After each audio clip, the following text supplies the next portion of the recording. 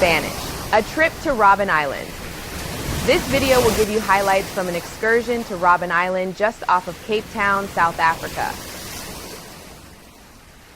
It's been a few years, but as I look back at the crossing to Robben Island, I realized it was more than just a short trip across the bay. It was a journey into the architectural history of human exclusion. This was a place that functioned as a leper colony, a military base, and eventually a maximum security prison, a site where the world tried to bury the people it feared. Yet those very people grew to reshape the world.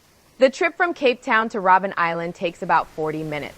It is about 11 kilometers or 7 miles from Cape Town.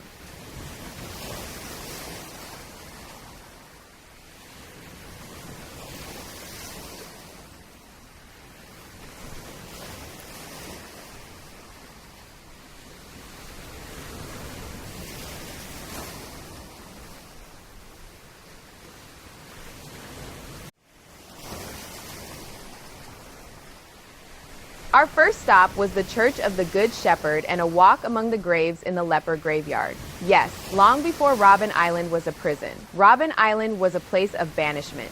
Between 1846 and 1931, it served as a means of isolating people that were chronically ill with mental health conditions or leprosy. The churches on the island offered spiritual comfort and ministry to the ailing. There were 7 churches representing different denominations at the peak of the Christian involvement that were integrated into life on the island. These churches represented the Anglican, Dutch Reformed, and Roman Catholic denominations. Pastors from other denominations, such as the Moravian churches, visited the island often. The churches were constructed at different times in the history of the island for specific groups of people, for example, for women with leprosy. During WWTO in 1942, this church was refurbished and reconsecrated as the Naval Church.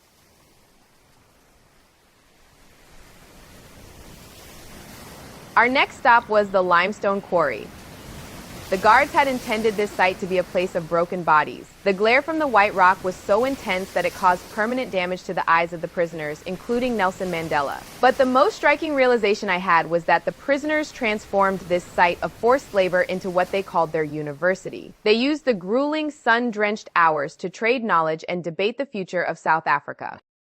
It was a testament to the fact that they never surrendered their agency even when the system did everything in its power to strip it away. Mandela was one of many political prisoners during his time there. In his book, Long Walk to Freedom, the autobiography of Nelson Mandela, Mandela reports that he studied the guards closely. He learned to understand their culture, communication, and systems. Most importantly, he was able to observe how they negotiated.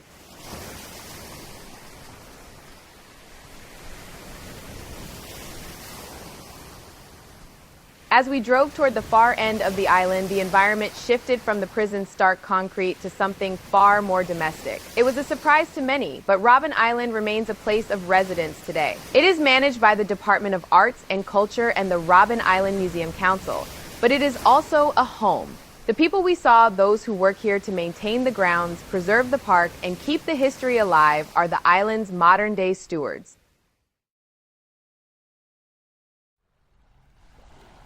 It was a windy yet clear day. We passed the lighthouse, an enduring beacon on a site that once stood for total darkness.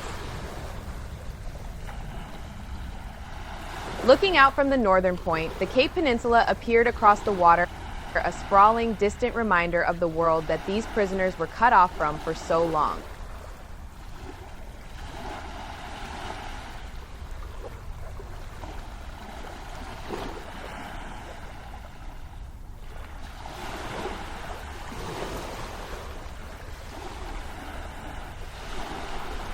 Finally, we got to the prison. Yes, the prison where Nelson Mandela was imprisoned between 1964 and 1982.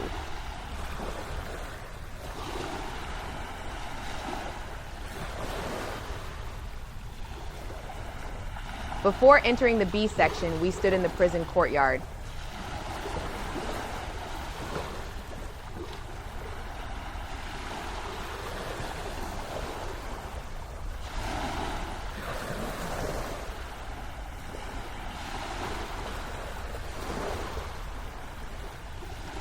It was here that I saw the garden in a place of concrete and control.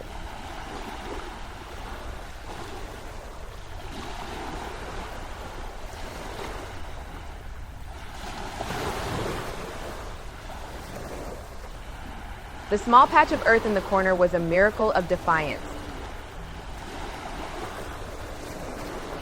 It was here that Nelson Mandela tended his tomatoes and chilies, but he also did something far more dangerous. He used the cover of his gardening to bury the pages of his autobiography. This garden wasn't just for sustenance, it was a sanctuary for his legacy.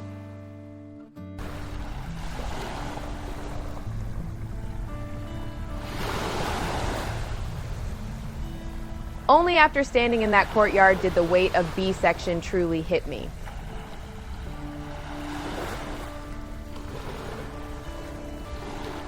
Walking through those narrow halls felt stifling, even many years after the prison had closed.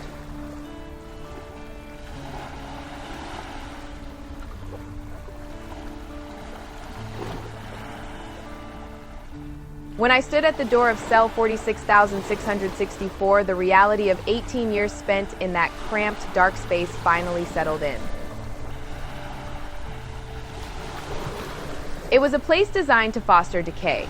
Yet, even in the dim light, I realized it failed to break the spirit of those who chose to cultivate life and ideas in the cracks of the system.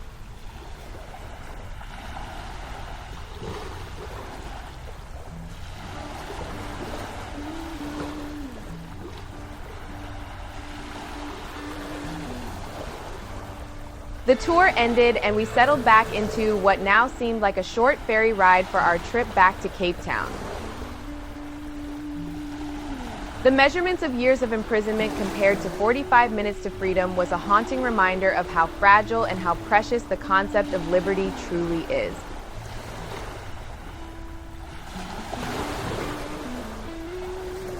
As the island receded into the distance, it appeared peaceful, almost beautiful. But I understood then that beauty was only on the surface.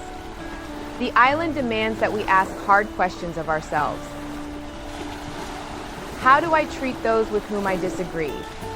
Do I seek to punish or do I seek to understand? My visit to the island changed how I viewed the concept of resilience. I listened to the former prisoners who served as our guides, and I treated their accounts with the weight they deserved. Coming home, I was left with a single, persistent question. If I had been confined to a space that sought to break my spirit, what would I have clung to in order to remain whole?